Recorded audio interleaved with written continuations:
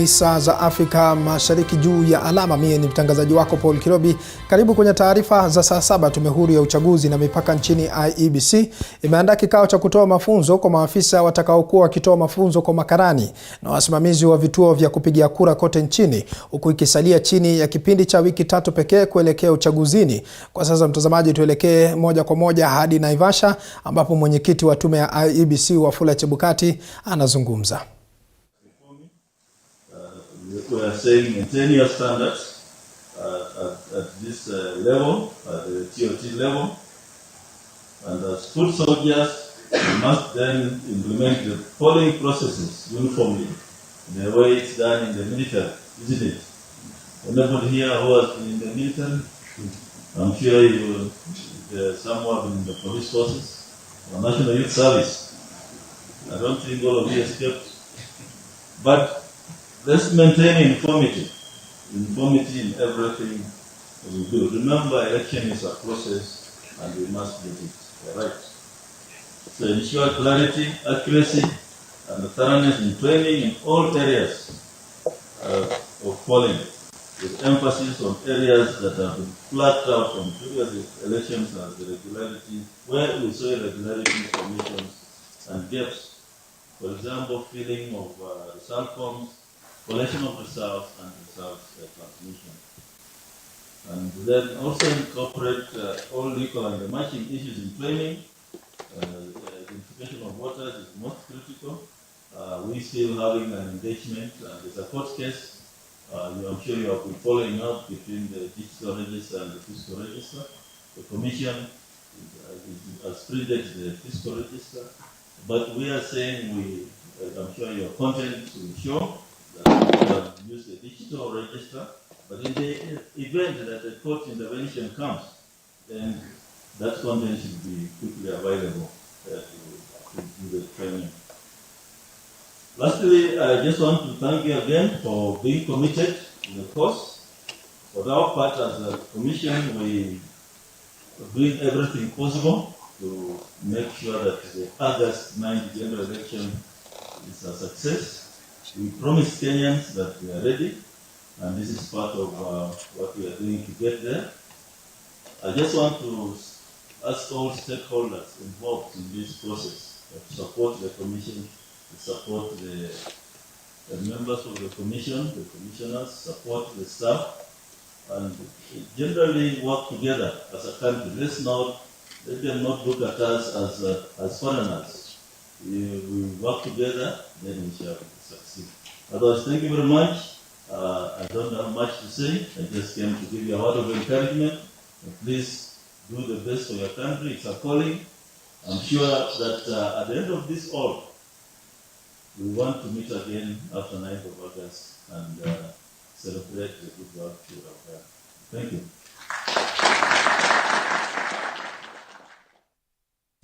Mtazamaji, ni picha za moja kwa moja kutoka katika kaunti ya Nakuru, eneo la Naivasha, ambapo mwenyekiti wa tume ya IEBC anahudhuria mkutano huo. Kwingineko ni kwamba Rais Uhuru Kenyatta hii leo amempokea rasmi Rais wa Guinea Bissau Umaro Sissoco Embalo katika ikulu ya Nairobi. Rais Embalo aliwasili humu nchini jana usiku na ambapo anatarajiwa kufanya mazungumzo ya kibiashara na Rais Uhuru Kenyatta.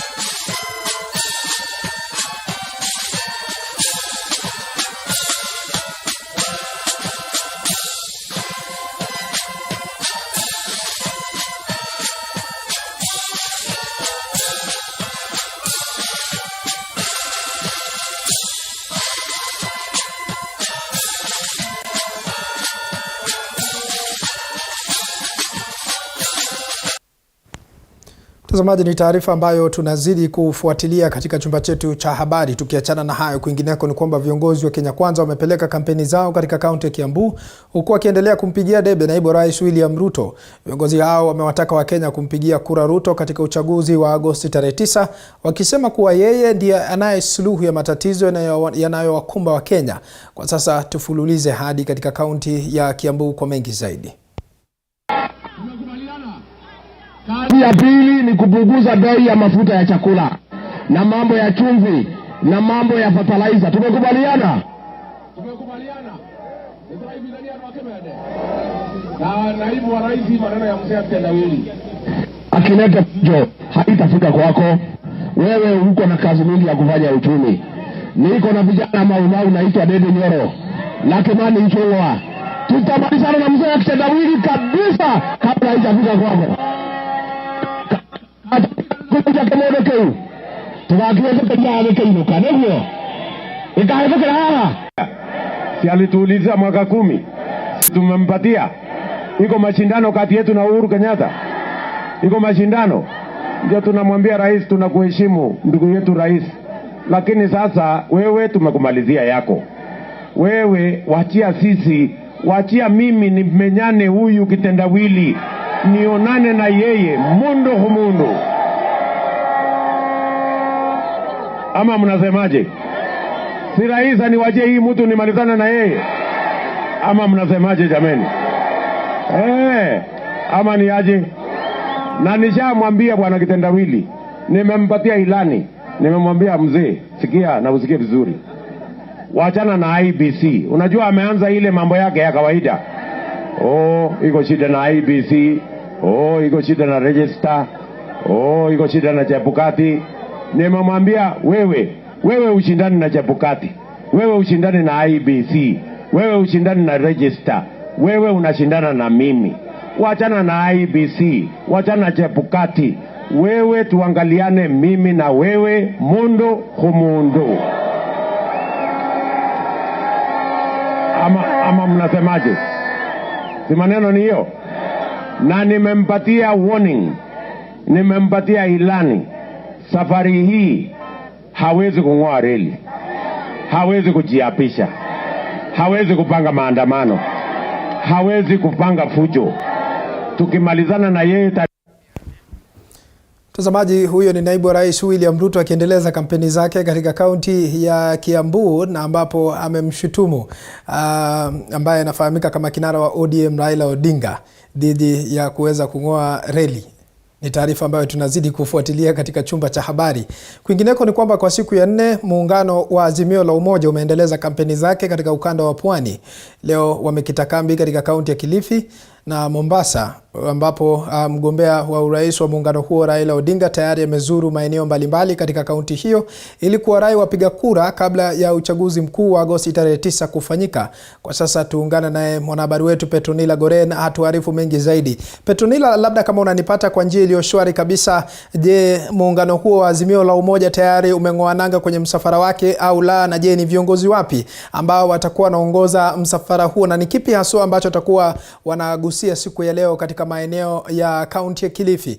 Usisahau kwamba muungano huo umekuwa ukitua maeneo hayo mara si moja. Shukran sana mwanahabari mwenza Paul Kirobi, ukiwa katika studio kuu zetu za hapo Nairobi. Na kama ulivyotanguliza, ni kweli leo tuko katika kaunti ya Kilifi kwa sasa, tukiwa katika eneo la Gotani, eneo bunge la Kaloleni katika kaunti hii, ambapo wakati wowote kutoka sasa mgombea wa urais katika kwa tiketi ya Azimio Raila Amolo Odinga anatarajiwa kufika hapa ili kuweza kuwahutubia wakazi ambao tayari wamefika hapa na wengine wanaendelea kufika hapa, ikiwa nia yake ni moja, kuweza kuendelea kusaka kura ambazo zitamwezesha kuwa mshindi katika uchaguzi wa Agosti 9. Na basi Kirobi, ni ziara ambayo tayari imeanza hapo asubuhi. Msafara huo ulianzia katika eneo la Marafa katika kaunti ya eneo bunge la Magarini, na baadaye ukaelekea katika eneo la Watamu, eneo bunge bunge la Kilifi Kaskazini, na baadaye basi wataweza kufika hapa kuweza kuhudhuria mkutano wa hadhara, na baadaye wataelekea eneo la Rabai. Kuwataarifu watazamaji wetu tu Kirobi ni kuwa leo ni siku ya 4 na siku ya Jumanne Odinga alikita kambi katika kaunti ya Taita Taveta, ambapo aliwaelezea wakaazi wa eneo hilo jinsi manifesto yake ipo kwa upana, na pia manifesto yake anasema kuwa itakomboa taifa, hususan likiangazia masuala ya kuboresha uchumi, elimu na ajira. Vilevile Odinga pamoja na mgombea mwenza Bi Martha Karua walikita kambi katika kaunti ya Kwale siku ya Jumatano kwa nia hiyo moja ya kuwarai wapiga kura, na katika ziara hiyo Bi Karua pia aliweza kukutana na jamii ya Gema katika kaunti ya Kwale na pia kuwarai kuwapigia kura muungano wa Azimio la Umoja, na hapo pia aliweza kuwasihi wampigie kura mgombea wa tiketi ya ugavana katika kaunti hiyo ya Kwale ambaye ni Profesa Hamadi Boga. Na kwa sasa Kirobi, ni ruhusu bila kwenda kwa mengi, kuna viongozi ambao tayari wameweza kufika katika eneo hili la Gotani waweze kutueleza labda ni matarajio yapi ambayo wakazi ambao wenyeji ambao wamefika hapa watatarajia kutokana na mkutano huu. Shukran sana kwa kukubali kuzungumza na runinga ya TV47. Kwa niaba ya mtazamaji naomba uweze kujitambulisha na labda utueleze ni nini ambacho wakazi watatarajia. Asante sana. Kwa majina najulikana kama Paul Katana, mjumbe wa eneo bunge la Kaloleni ambako tuko hapa. Matarajio ya wananchi hapa ni tunatarajia kinara wetu aweze kueleza jinsi hapa shida kubwa ni ukame, jinsi maji yatakavyofikia wananchi. Pia kuna swala la ardhi ambalo limekuwa ni swala nyeti ambalo tunatarajia aweze kuliangazia. Kumekuwa pia na shida ya ajira kwa kina mama, ajira kwa vijana, hilo pia limekuwa ni changamoto kwetu. Kwa hiyo tuna matarajio mengi kwamba ataeleza ni njia gani mwananchi ataweza kufaidi na uongozi wake baada ya akipatwa kura tarehe 9 mwezi wa 8. Na labda na Raila Odinga akiwa katika kaunti ya Mombasa aliweza kuzungumzia swala la kuwa tayari ameanza kakati ya kuhakikisha na tafuta wafadhili ambao wataweza kuja kuwekeza katika ujenzi wa viwanda katika masuala katika Mombasa. Labda katika kaunti ya Kilifi mambo yatakuwa ni hayo. Tunataraji kwa sababu kaunti ya Kilifi iko na ardhi kubwa sana na tuko na nafasi kubwa ya wekezaji kuja kuwezeka, na tunatumai kwamba hiyo mikakati itakuwa pwani nzima, sio Mombasa peke yake. Naam, asante sana. Labda niweze kuzungumza na mmoja pia wa viongozi ambao wameweza kufika hapa. Tujulisha majina yako kwa niaba ya mtazamaji na labda utupe wasia wako ama maoni yako kuhusiana na mkutano huu. Sawa, kwa majina naitwa Juliet Mapenzi Rua. Mimi ni diwani ambaye ninapeperusha bendera ya ODM katika wodi hii ya Kayafungo, ambao mkutano tunamsubiria kinara wetu Raila Odinga anaweza kufika sekitambo. Mkutano uko katika wodi yangu. Kwa hivyo changamoto zenye zimetukumba sana kama wakazi wa Kayafungo, kwanza ni mambo ya maji, ambao maji imekuwa ni swala donda sugu. Toka tulipopata uhuru mpaka saizi bado tunakunywa maji ya chini. Itasifa tujapata devolution huko kwetu. So hilo ni donda sugu, na ukiangalia katika manifesto ya baba Raila Amolo Odinga amesema atahakikisha kuwa anaweka maji katika kila household.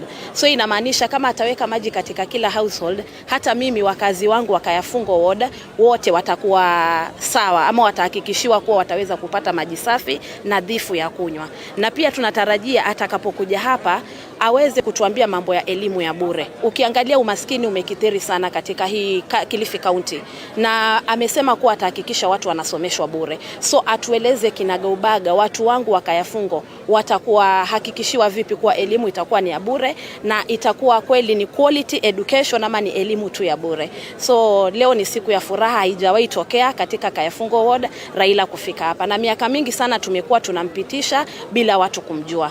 Na nataka pia nihakikishie wale ambao wanasema chama cha ODM kuwa kimekufa katika Kilifi County, nafikiri wanaishi katika dreamland, kwa sababu saizi ndio mwanzo mkoko umeanza kualika maua, na tunaenda kupitisha Raila Amolo Odinga tarehe 9 mwezi wa 8 like we've never done it before.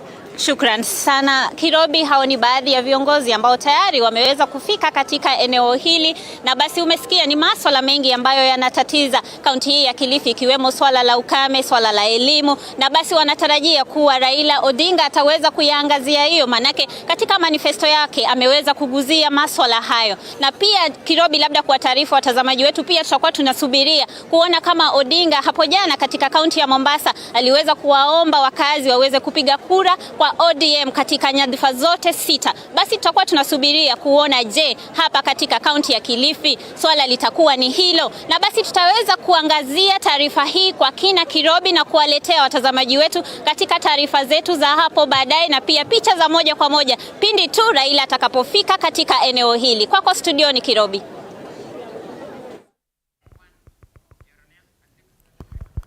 Naam, asante sana mwanahabari wetu Petronila Goren kutoka kaunti ya Kilifi kwa taarifa hiyo. Kwa sasa mtazamaji, utaniruhusu nichukue mapumziko mafupi, lakini tukirejea tunakuja na mengi zaidi. Tunazidi kufuatilia taarifa kemkem kutoka pembe zote humu nchini. Usiende mbali, zidi kutufuatilia kwenye mitandao ya kijamii. Kwenye Twitter ni @tv47ke, @paukirobi, na tovuti ni www.tv47.co.ke.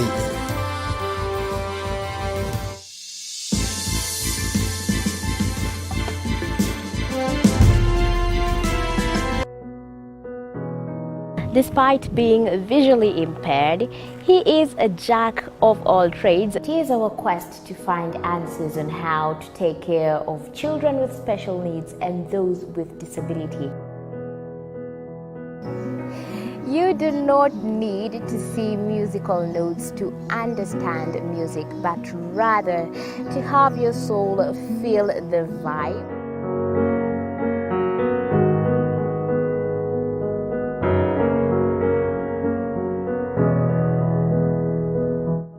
Actually, for us to make a wheelchair, we have to take measurements of the user. After doing my assessment, I get to know the parent, I get to know the heaviness she's carrying. Disability comes at different stages of life.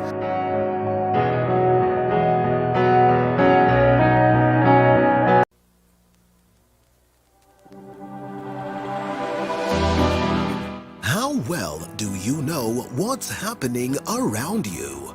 Morning Cafe with heated political debates. Baraza la siasa. Hiyo kitu azungumzie, angalie hali ya maisha ya watu. Informative health discussions. Business, farming. Tasty Wednesday, Fitness Thursday, and Feel Good Friday with amazing DJs, celebs, waimbaji, kuna comedians, alafu kuna wajinga, and music bands every Monday to Friday from 6 a.m. to 9 a.m.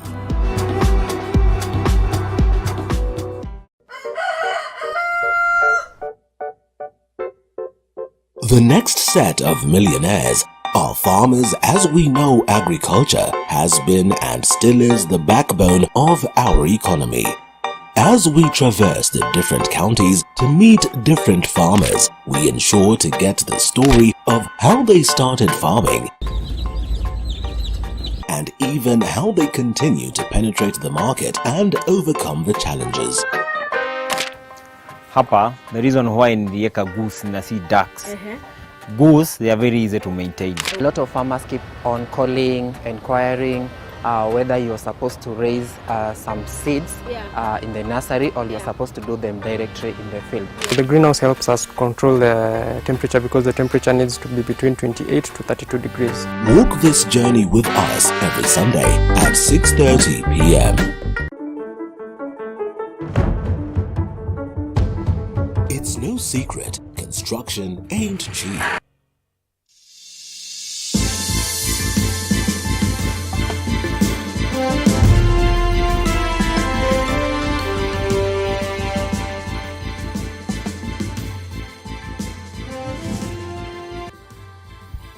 Bila shaka mtazamaji, kuna mengi tu ambayo yanazidi kuchipuka kutoka maeneo tofauti tofauti humu nchini. Karibu tena kwenye awamu nyingine ya kipindi cha Matukio Mtambuko, na ambapo mgombea wa kiti cha ugavana katika kaunti ya Nairobi Paul Kapigadhe amezindua manifesto yake hii leo, huku akiangazia swala la lishe bora kwa wanafunzi, usalama wa maji na hata msongamano wa magari hapa jijini Nairobi. Hebu tusikilize. Nairobi is the capital of Kenya, heartbeat of the East and Central African region, a unique urban core blessed with vibrant, hard-working, youthful population. The city is endowed with a national park, with a rainforest, with good weather, and with improving infrastructure. The African headquarters for very many multinational corporations, embassies, non-governmental organizations, and indeed the United Nations are based in Nairobi. Nairobi is truly a blessed and eminent city. However, a huge population of Nairobians live in informal settlements and low-income areas. They are underserved and overlooked by government policy and programs over the years. Many Nairobians live in poverty, in hunger, in desperation, and deprived of core essential city services. Markets, schools, hospital, clean water, sanitation, garbage collection, recreational space, street lighting, fire engines, ambulances, just to name a few. Nairobi is a tale of two contrasting realities: the wealthy, leafy suburbs versus thirsty, dusty, crowded, low-income areas. This reality can go on no more.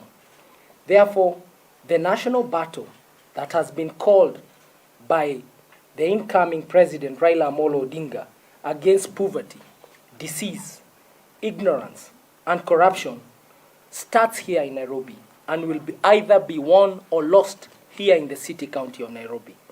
The quest for shared prosperity, transformed lives, and livelihoods will be won or lost in Nairobi. That is why the leadership of Nairobi City County matters. Now is the time to write a new story for our beloved Nairobi. Let us write a story inspired by the universal understanding that government is of the people, for the people, and by the people. Nairobi tunavyoitaka.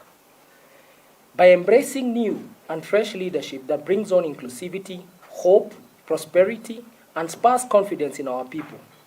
Leadership that is single-mindedly focused to serve, devoted, experienced, competent, and true to the national values of the Republic of Kenya. Nairobians simply demand that city authorities get back to the basics of service delivery. Nairobians deserve leaders who have the ability and willingness and spirit to get a job done. The Nairobi tunavyoitaka agenda has been developed in conjunction with Nairobians. It champions their cry. In its implementation, the people of Nairobi can be assured of proper provision of essential services. They can be assured of shared prosperity, of a see-through transparent government, of their active participation every day in governance, and a high quality of life in this city. Professor Kaloki and myself and our entire party pledge to establish a Nairobi that is a global hub in Africa for shopping, for logistics, for trade, for industry, for technology, for innovation, for financial services, for investment banking, travel, tourism, sports, arts, theater, culture, and a vibrant urban lifestyle. Fellow citizens, Nairobians, we invite you to be part of this journey, to be drivers in this journey. Be authors of the Nairobi Go and Nairobi Arise story that hopefully begins on the 10th of August 2022 after you have graduated. Tukitoka kwa mtazamaji, kwa sasa tunavuka hadi katika kaunti ya Kakamega ambapo mahakama ya Kakamega imetupilia mbali kesi zilizokuwa zikipinga uhalali wa digrii ya seneta wa kaunti ya Kakamega Cleophas Malala. Malala anayekimezea mate kiti cha ugavana katika kaunti hiyo sasa yuko huru kugombea nafasi hiyo kufuatia uamuzi wa mahakama. Kesi hizo zilizowasilishwa na wapiga kura wawili John Shilingi na Fred Muka. Respondents did file responses and took the common position, albeit differently, that the documents attributable as academic certificates of the first respondent, being KCSE certificate issued by the fifth respondent and the degree certificate issued by the second and seventh were all genuine. From those affidavits, which have not been meaningfully and materially challenged, the inevitable conclusion is that,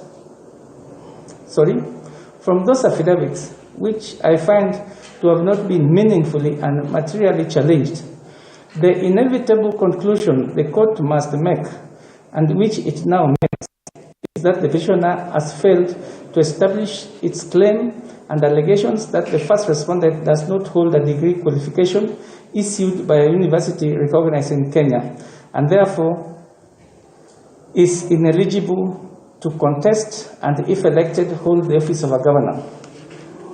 With that finding, there is no basis to make the declaration sought in the first petition, with the consequence that even the injunctive orders sought thus cannot be issued. In the end, the petitions as consolidated fail and is dismissed. Having been anchored on the public's pretenses, the protection of the constitutional principles, values, and intents, I order that each party shall bear their own costs. Kwingineko mtazamaji, ni kwamba shirika la Transparency International limewataka Wakenya kutowachagua viongozi wa fisadi katika uchaguzi wa Agosti tarehe 9. Mshirikishi wa shirika hilo katika eneo la Pwani, Mary Maneno, amewataka wananchi kuwachagua viongozi waadilifu kama njia mojawapo ya kukabiliana na ufisadi uliokithiri humu nchini. Limeshirikiana na mashirika ya kijamii katika kaunti ya Kwale ili kuhamasisha wakazi kuhusu athari ya kujihusisha na visa vya ufisadi.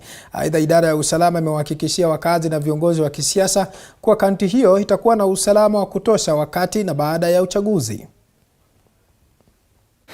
Sisi kama shirika la Transparency International, wakati huo wa kupiga kura, tunajihusisha vilivyo na masuala kuweza kufanya ufuatilizi, hii monitoring, kuweza kuhakikisha kwamba kabla uchaguzi, wakati wa uchaguzi na baada ya uchaguzi kumeweza kuwa na mambo ya uwazi na wajibikaji wa zile sekta mbalimbali ambazo zinajihusisha katika wakati huu wa kupiga kura. Kwa mfano, kwa ile mwananchi tunatoa hamasa mbalimbali kuhusiana na masuala ya uchaguzi ili waweze kufanya maamuzi mazuri ambayo yataweza kuwasonga mbele. Na pia katika masuala pia ufuatilizi, tunaweza kufanya ufuatilizi wakati huu kuangalia kwa mfano hizi kampeni zinafanywa kwa njia gani, njia ya usawa ama kuna mambo ya kichini chini. Kwa mfano hao ambao wanafanya hizi kampeni, kwa mfano hizi fedha wanazotumia, je, ni fedha ambazo ni za umma ama ni fedha zao kibinafsi? Kwa hivyo ni kuambia kwamba wale wapigaji kura wao pia na majukumu, kwa sababu ufisadi ni yule anayetoa na yule anayepokea. Wasikubali kuweza kutumia uamuzi wao kwa kiongozi ambaye anawapatia pesa ama anawahonga ama anawabumula. Kwa hivyo wachague kiongozi ambaye ana tajriba, ana uwezo, ana nguvu. Wasichague kiongozi kwa sababu ya uwezo wake ama kifua chake. Upande wa kitengo cha usalama tumeweka mikakati maalum ambayo inafaa ili kuhakikisha ya kwamba kuna usalama wa wale ambao wanapiga kura, usalama wa wale ambao wanawania viti tofauti na usalama vile wa vifaa ambavyo vitatumika katika uchaguzi unaokuja. Mtazamaji, tukitoka huko kwingineko ni kwamba wanasiasa katika kaunti ya Nyeri wametakiwa kuendesha siasa za haki na sera, huku ushindani mkali ukiendelea kushuhudiwa miongoni mwa wanaowania kiti cha ugavana. Siasa za propaganda dhidi ya wapinzani husika zikiendelea kushuhudiwa. Wa hivi punde kuathirika akiwa Dhuo Madhenge, ambaye sasa anasema imekuwa vigumu kwake kupata nafasi sawa na wapinzani wake kutokana na kusheheni kwa habari za uongo dhidi yake. Olohores anatuarifu moja kwa moja kutoka kaunti hiyo ya Nyeri. Olohores, kama unanipata kwa njia iliyo shwari, hebu tufahamishe ni kipi ambacho kinajiri katika kaunti hiyo?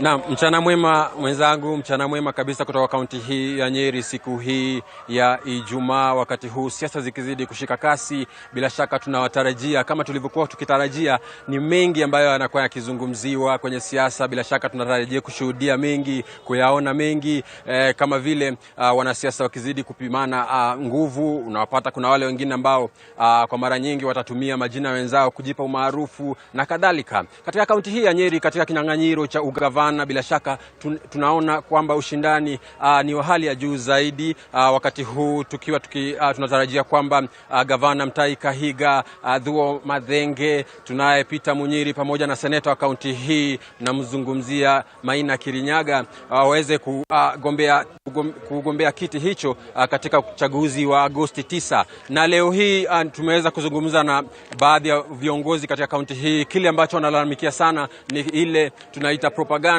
ambayo inaweza kusambazwa na wapinzani wao. Na sasa hivi tuko naye Mheshimiwa Thuo Mathenge, tafadhali ukisogea karibu.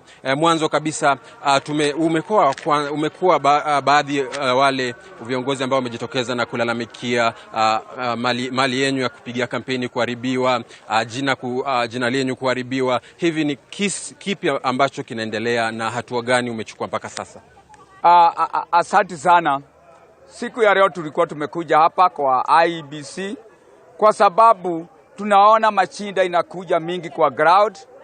Watu wale wako wana behave kama wakati ya 2007-2008, na sisi watu ya Nyeri ni watu ya usalama, hatukuwagi na ukora. Na ndio tulikuja kuripoti hapa kwa IEBC kwa sababu tumeona Mutahi Kahiga yule sio kuchaguliwa, alichaguliwa na mtu kama kiti ya governor. Yeye ni nominated governor. Akituma wakora yake, wanakuja wanaagusha billboard za watu, wanatoa posters, wanaweka sao. Billboard anatoa, anaweka yake.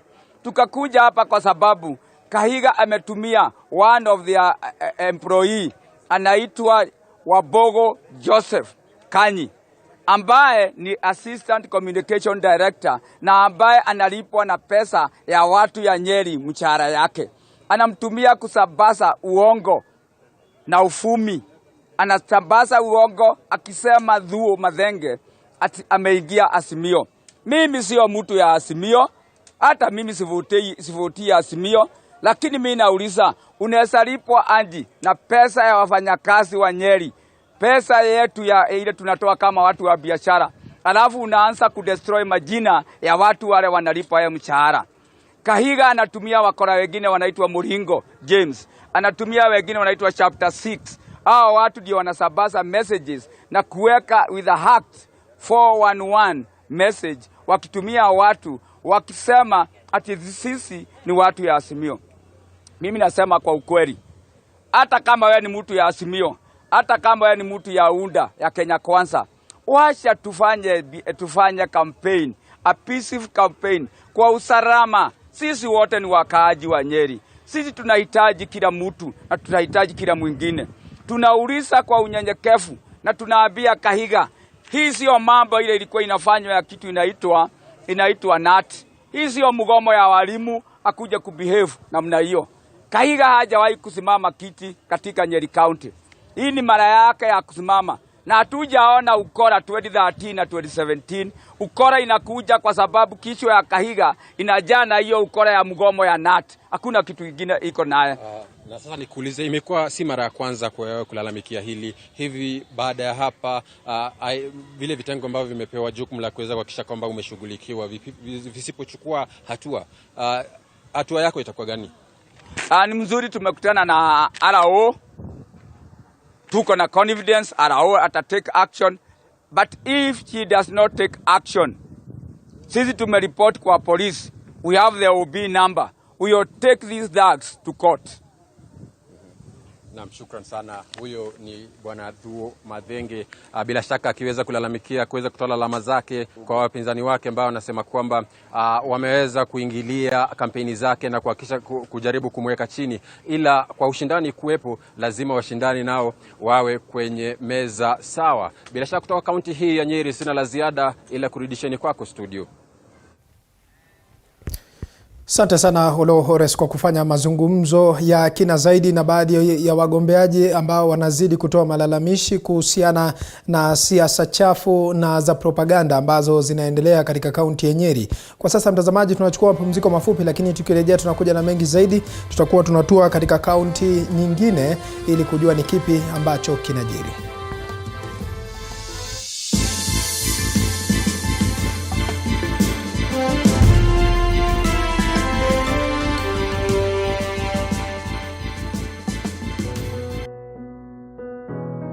Despite being visually impaired, he is a jack of all trades. It is our quest to find answers on how to take care of children with special needs and those with disability. You do not need to see musical notes to understand music, but rather to have your soul feel the vibe.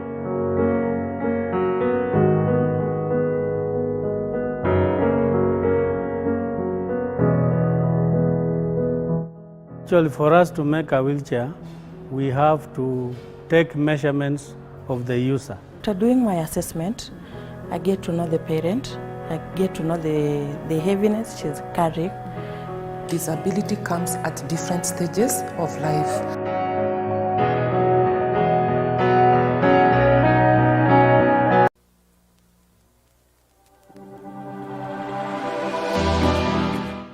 Well, do you know what's happening around you? Morning Cafe with heated political debates. Baraza la siasa. Hiyo kitu azungumzie, angalie hali ya maisha ya watu. Informative health discussions. Business, farming. Tasty Wednesday, Fitness Thursday, and Feel Good Friday with amazing DJs, celebs, waimbaji, kuna comedians, alafu kuna wajinga, and music bands every Monday to Friday from 6 a.m. to 9 a.m.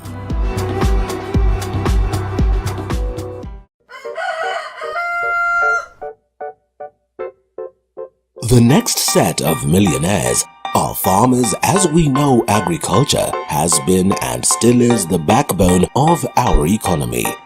As we traverse the different counties to meet different farmers, we ensure to get the story of how they started farming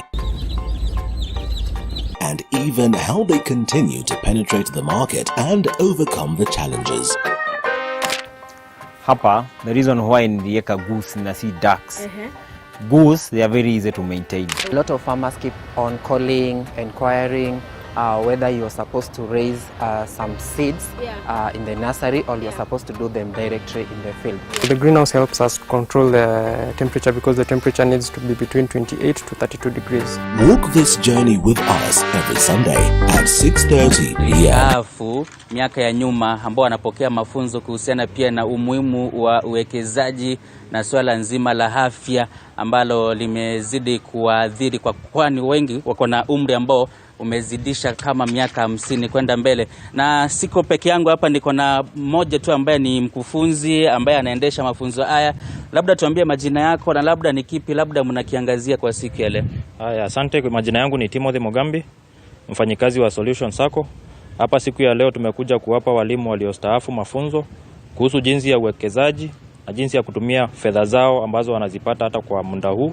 Tunajua hata kama wamestaafu bado wanaendelea kupokea ile mshahara ya uzeeni, ile mshahara ya pension ndivyo tunaita, na tunajua pia katika uwekezaji wao wa kibinafsi tunajua pia wako na pesa zao pale wanatoa ile pesa. Tunawahimiza jinsi ya kuitumia kwa njia iliyofaa na sio kwa kutumia kwa zile njia ambazo haziwezi kuwanufaisha hata kwa wakati huu tunapojua hawana ile fedha za kila mwezi. Pia tunawafunza kuhusu jinsi ya kuishi maisha mema, hiyo ni kuwa na afya njema, na tunapia wahimiza waendelee kujishughulikia pia kwa ile maneno yao jinsi wanavyoendelesha maisha yao, ile tunaita lifestyle. Ndio maana wasije wakakuwa na mashinda ya kutumia hata ile pesa tunawahimiza wawekeze katika hospitali ama kutafuta dawa. Labda kuna hili swala la, kwa sababu ni mazungumzo umekuwa mkifanya na wao na wanatoa maoni yao, labda kuna lile swala ambalo limejiri labda ni common, tunasema kwa lugha ya Kiingereza, labda imejitokeza kwa mara nyingi, ni lipi ambalo linaathiri walimu kwa sasa ambao wamestaafu? Asante sana. Jambo ambalo linaathiri walimu wetu ni kitu tunaita financial excitement. Pale ambapo wakistaafu kuna ile pesa wanapata, pesa ya wingi, ile tunaita the lump sum pension. Na kwa sababu hajashika pesa kama hii kwa muda mrefu, sababu tunajua wakistaafu wanangoja kwa muda wa miezi kadhaa ama hata mwaka wakingoja hiyo pesa. Kwa hivyo kwa ile wakati wanapopata hiyo pesa wanakuwa na hiyo financial excitement, wanakuwa na ile maono ya kutumia pesa kwa njia ambazo hazifai. Na ndio maana wanasema ni vizuri tumekuja leo, tumewaonyesha na tukawahakikishia kwamba hata hiyo wakati ikifika, hata wale wajapata hiyo pesa ya uzeeni, ile lump sum pension, tunawahimiza hata wakiipata wakuwe tayari wako na jinsi wanavyoenda kutumia ile pesa, sio wakipata pesa ndio wanaanza jinsi ya kuitumia. Swali la mwisho tu tukimaliza, kuna ili swala la magonjwa ambayo yanaathiri kaunti ya Meru, kwa sababu tunafahamu ya kwamba kaunti ya Meru kwa sasa inaongoza kwa wagonjwa wa saratani na magonjwa mengine ya zinaa. Labda mnaligusia aje hili swala, kwa sababu magonjwa mengi yanaathiri pia wazee? Ni asante. Tuko na mwalimu, tuko na mkufunzi ambaye anafunza walimu wetu jinsi ya kuweza kutokuwa ama kujiweka kando na zile njia za kuishi ama vile wanavyoishi, ndio wasije wakapata hizi magonjwa, tukijua Meru inaongoza kwa saratani. Lakini tunawahimiza hata wale ambao bado ni wachanga, hata wale walimu wetu, leo ni siku ya waliostaafu. Tunajua kuna wakati mwingine tunakuja kuwafunza hata wale walimu bado wanaendelea kufunza, na hata wale vijana wanaingia kazini, ndio ni mafunzo yote ikuwe ni kwa manufaa yao hata kwa maisha yao. Asante sana kwa kuzungumza na TV47. Niko na mwalimu hapa mstaafu. Labda tukimaliza, tunafahamu katika uzee kuna changamoto. Ili swala limejadiliwa katika mafunzo ya leo? Tumejadiliwa, tukaambiwa mambo mengi kuhusu vile tunaweza kuishi na mambo haya. Kwa sababu kuna ile inaitwa financial literacy. Tumefunzwa vile tunaweza kuwa na pesa na usitumie vizuri katika kupanga maisha yako ya baadaye. Na tumeendelea kuona kuna vitu vingine kama financial principles. Kuhusu hiyo mambo unaweza kuweka vitu vyako ambavyo hautasumbuka, unaendelea kuwa mzuri na kuendelea na mambo yako vizuri. Kuna nyingine inaitwa financial goals. Ni ile goals utapanga kuona mambo yako yamefikia mambo yale unataka. Naam, shukrani tena sana. Kweli kikubwa kile ambacho kinachojiri hapa Kilobi ni kuhusiana pia na mafunzo kwa wale ambao wamestaafu, na ni muhimu sana kwa sababu siku za usoni inasemekana ya kwamba kama wale ambao wanaweka uwekezaji inawasaidia katika maisha ya baadaye. Hivyo ni mafunzo ambayo inaendelea kwa sasa. Tutakuwa tunayafuatilia zaidi ili tuweze kuwajuza katika taarifa zetu zijazo. Kwako studio Kirobi. Asante sana John Javakiania kutoka kaunti ya Meru kwa kufanya mazungumzo hayo na kuangazia hali ya masomo katika kaunti hiyo. Kwingineko ni kwamba baraza la jamii ya Bukusu limemuidhinisha Daktari Susan Wafula na kumisha kuwania uwakilishi wa kina mama katika kaunti ya Trans Nzoia. Kinyang'anyiro hicho kimewavutia wagombea 9 akiwemo mwakilishi wa sasa Janet Nangabo anayetetea kiti hicho kama mgombea huru. Mwanahabari wetu Boniface Baraza anatuarifu mengi zaidi. Karibu tena. Karibu. Watu wachache. Naona tuna mbunge wa Laikipia North hapa, Mama Sara Kolele. Tumpigie. Rais Uhuru Kenyatta hawezi kukuambia nenda njia hii ndio uende hiyo njia so that you can go and suffer. Ndio uende ukapata mashida huko. Hawezi kufanya hivyo. Tangu miaka hiyo yote alipokuja hapa. Ni makumi ya wafuasi na wandani wa chama cha Ford Kenya waliofika kushuhudia uidhinishaji wa Daktari Susan Nahumicha Wafula kuwania uwakilishi wa kina mama kaunti hii.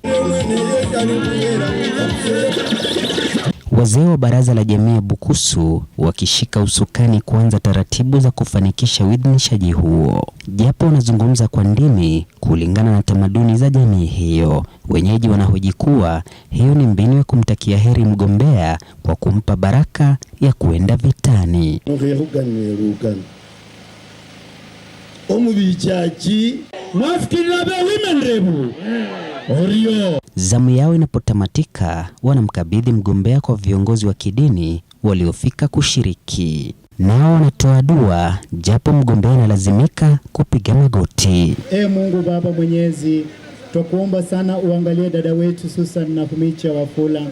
Kisha hotuba zinatolewa, mgombea akimiminiwa sifa kuhakiki uwezo wake. Kabla hawajaamua ama kuja katika hiyo nafasi ya kusema kwamba wanataka wapatie mheshimiwa huyu nafasi hii, basi wameketi wakatathmini, wakaangalia katika hawa waniaji viti hawa wote, huyu ndiye anaye maono, anaye ule uweledi, anaelewa masuala ambao yanatii. Anapoomba Mwenyezi Mungu na anapoomba wanamkuyuni, anapoomba wana Trans Nzoia wamwandike kazi, mimi najua yule Mungu aliyemuumba msichana wetu anajua. Si ni ukweli? Express my gratitude to you today. Sina maneno ya kuongea. Sikuwahi fikiria nikitoka kwa tumbo la mama yangu siku moja nitasimama na wazee wasimama na waseme ndio huyu yule tunataka. Kinyang'anyiro cha uwakilishi wa kina mama kaunti hii kimewavutia wagombea 9 wanaotoana kijasho kabla ya fainali za Chebukati Agosti 9. Boniface Barasa, TV47. Na mtazamaji, tukitoka huko kwingineko ni kwamba uzinduzi wa bwawa la Karimenu lililogharimu shilingi bilioni 24 pesa za serikali umekumbwa na misukosuko, wakazi wakiapa kulemaza jaribio la kuzindua mradi huo ili kutumia kutokana na mzozo wa fidia, ambapo wenyeji walioathirika wanadai kwamba serikali bado haijatekeleza ahadi ya kuwapa fidia kabla ya kukamilika kwa mradi huo. Aidha, wana wasiwasi kwamba maji kutoka kwa bwawa hilo yameanza kutiririka karibu na makazi yao.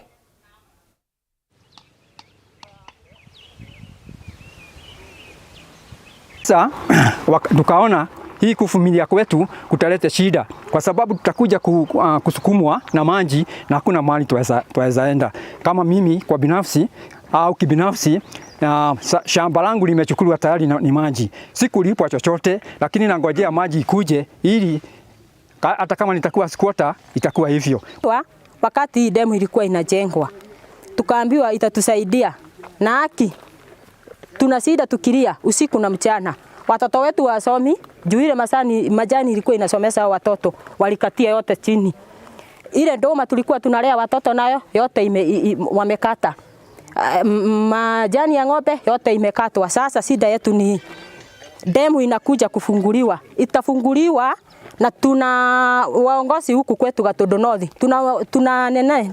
Tuna mbunge na MCA wetu na ongei chochote. President yetu atuhurumie juu hatukuwa tunasema hii demu itatuletea hii masida zote. Saa hizi tunasema tunalia tukiwa wa mama na wase. Saa hizi unga ni 200. Na tukienda pale kwa damu kuchota maji, maaskari wanatumwa karibu 100 na sisi ni wamama. Wanaona kama ni mchezo. Hauwezi ukaenda kwa damu kuchota maji ukiwa ete ni mchezo. Shida tunayo ndio tunaona watu wote hapa. Shida tunao ni ya kula. Maji yashafika nyumbani. Kutoka hapo kuna kaburi ziko hapo karibu. Watu ambao wanakunywa hii maji watakunywa supu ya maiti. Na mtazamaji, tukitoka maeneo ya Gatundu kwa sasa tunafululiza hadi katika kaunti ya Laikipia, ambapo waziri wa afya Mutahi Kagwe amewataka wapiga kura kutoka eneo la Mlima Kenya kumpigia kura mgombea urais wa muungano wa Azimio la Umoja wa Kenya Raila Odinga na mgombea mwenza wake Martha Karua katika uchaguzi wa Agosti tarehe 9. Akizungumza katika mji wa Nanyuki katika kaunti ya Laikipia wakati alipotoa hatimiliki 400 kwa wakazi wa kijiji cha Lekiji, Laikipia Kaskazini, Kagwe amesema Rais Uhuru Kenyatta hawezi kuwapotosha Wakenya hasa wakati huu anapojiandaa kuondoka mamlakani. Kenyatta hawezi kukuambia nenda njia hii ndio uende hiyo njia so that you can go and suffer. Ndio uende ukapata mashida huko. Hawezi kufanya hivyo. Tangu miaka hiyo yote alipokuja hapa miaka 9, si ndio kumekuwa na mingi zaidi kuliko miaka ingine hiyo yote.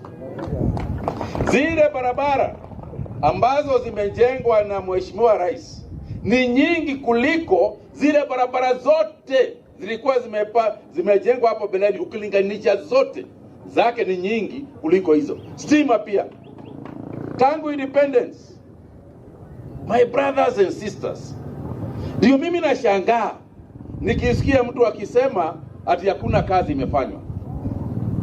Hakuna kazi imefanywa, na leo uko hapa ukichukua title deed. Na mimi nimesema na naomba waziri amfikishie Uhuru Muigai Kenyatta kwamba wakati Uhuru aliingia 2013 Laikipia North tukapata uhuru. Lami ya kwanza kwenda Laikipia North imekuja na uhuru. Title ya kwanza kwenda Laikipia North imekuja na uhuru. Stima ya kwanza kwenda Laikipia.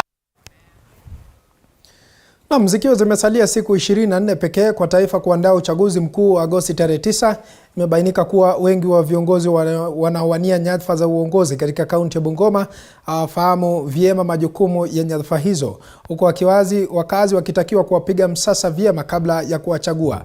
Wajisosi na taarifa mengi zaidi. Nataka tufungue mkutano wetu. Huku kampeni zikiwa zimeshika kasi nchini kukaribisha tarehe 9 Agosti kwa uchaguzi mkuu, bado kuna la ziada kwa waniaji wa viti za uwakilishi wadi na hata vya bunge la kitaifa katika kaunti ya Bungoma. Vijana kufinywa. Ni kauli iliyojitokeza katika kikao cha kuwapiga msasa wagombezi wa ubunge na uwakilishi wadi kutoka eneo bunge la Kandui, msimamizi wa shirika la redio Ezekiel Odeo akihoji kuwa kupitia vikao hivyo na wananchi, viongozi wengi hawafahamu majukumu yao vyema. Tumefahamu kwamba wengi wa hawa viongozi hawaelewi majukumu yao kama member county assembly ni yapi. So ni changamoto kwa serikali na pia mashirika yasiyo ya serikali, na kwa wananchi wakati mwingi wacha wajitokeze wakati mashirika yasiyo ya serikali yanaitisha elimu ya uraia waweze kusikiza na kuelimika, isiwe tu wanataka pesa. Issue ya handout ni changamoto katika nchi hii. The aspirants who came, almost all of them, the county assemblies and the national assembly, they don't actually understand their role. In the way Odeo said, it's upon the government to take it up na wafundishe wananchi, especially those who are aspiring on their roles. Wasimamizi wa mashirika ya kijamii wakisema wakazi wanastahili kuhamasishwa kuhusu umuhimu wa kuwachagua viongozi bora, wakisema uchaguzi mkuu unapokaribia wanastahili kufahamu ni nani aliye na uwezo wa kufanikisha maendeleo.